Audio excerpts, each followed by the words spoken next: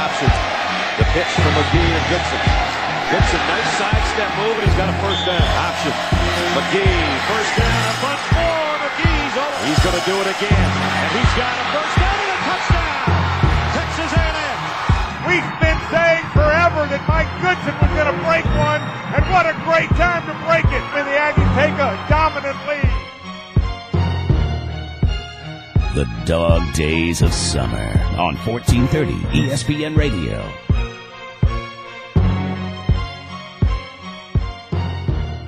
If you're looking for what a turnaround can be, look no further than the Bulldogs' second opponent of the season in the Big 12's Texas A&M. After going 5-6 in 2005, head coach Dennis Franconi saved his job with a 9-3-06 season, which ultimately ended with the Aggies getting smoked by Cal in the Holiday Bowl. But it was a season that perhaps more importantly included a win over 11th-ranked arch-rival Texas. Gabe Bach covers the Aggies for Sports Radio 1150, The Zone in College Station, and is our Aggie correspondent as the secondary countdown to September 8th begins. Coming in this year, I think Texas A&M is going to be very much improved. I think they've got 6 of their top 7 rushers back. The only guy that's leaving off of that group is Courtney Lewis, who only got 47 carries, and he was a guy that had 1,000 yards as a redshirt freshman. You got Mike Goodson. Now, he's a guy that could be like Darren McFadden, a very explosive tailback, one of the top, highest recruited running backs in the nation in that 2006 signing class, had a great true freshman year. And that will be strength on strength as the Bulldogs come into the season, having reduced their rushing yards allowed average in each of the last 4 seasons.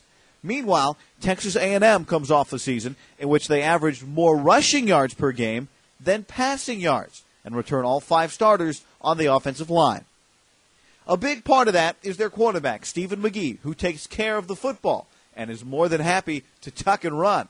That may be a concern for a Bulldog defense that saw Oregon's Dennis Dixon and Washington's Isaiah Stanback make plays with their feet last season. Coming in as a redshirt sophomore, came in and stepped right in, became that leader this team really needed. They rallied around Stephen McGee.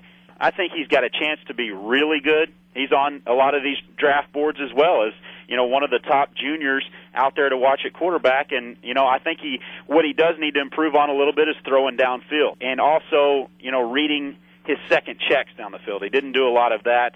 He had 12 touchdowns. He only threw 2 interceptions, but the thing was he didn't do a very good job of letting his playmakers make plays. He didn't throw the ball downfield a lot, very short, dump-off kind of passes, and when he would get in trouble, instead of trying to find a second receiver or, a little bit of a risk taker, he wouldn't do that. He would just tuck the ball and run, and that's, very good. It turned out to be good for him. I mean, 4.5 yards a carry for him last year, and he's a great rusher, especially a scrambler out of that. Another factor of the offensive attack is running back Javorsky Lane, who listed at 6 foot, 275 pounds, scored 19 touchdowns last year. I think if he could keep this weight down, they say he's right around 265, 270. I'll believe it when I see it come check-in time, but if he can be that way, I think he could be a Jerome Bettis type guy and can take over ball games, and you don't want to get in the J-Train's way. No way. I kind of call him Clubber Lane, and he plays a little bit like Mr. T in Rocky III. You definitely don't want to get in his way.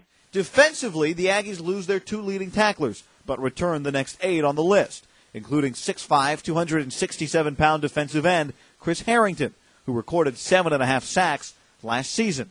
You got to like the defensive line. They've got a lot of experience there. And then they run that 4-2-5 defensive scheme. It's in its second season, which definitely makes a difference when you go to a new scheme under Gary Darnell, the longtime coach. And they've got a couple of guys that are knocking on 30 years old that are going to fill those 2 linebacker spots. So you got to feel pretty good there. Misi Tupe's about 26. Mark Dodge, with a great story, was in the Pentagon during 9/11. He'll pull the bodies out of the Pentagon. An unbelievable story, and this guy's a very experienced guy that's leading that defense at the linebacker spot. He's about 26, 27 years old as well. So I like what I'm seeing there, a lot of athletes on the secondary. In College Station, Aggie fans are wondering what will become of their team that has an always difficult conference schedule and a preseason game at Miami. The big question is going to be the schedule, though. I think they got 5 guaranteed wins. I think they've got one guaranteed loss. Going at Oklahoma is going to be extremely tough. And then they've got about 6 swing games. I think there's a chance that this team could be much improved from last season and still go 6-6. I think 8-4 would be a great year with a schedule. Kyle Field averaged a 12th man of nearly 76,000 rabid last season. And if that atmosphere isn't enough, the Saturday game will kick off at 2:30 with the West Texas Heat beating down and the Bulldogs looking to pull the upset. These are the dog days of summer.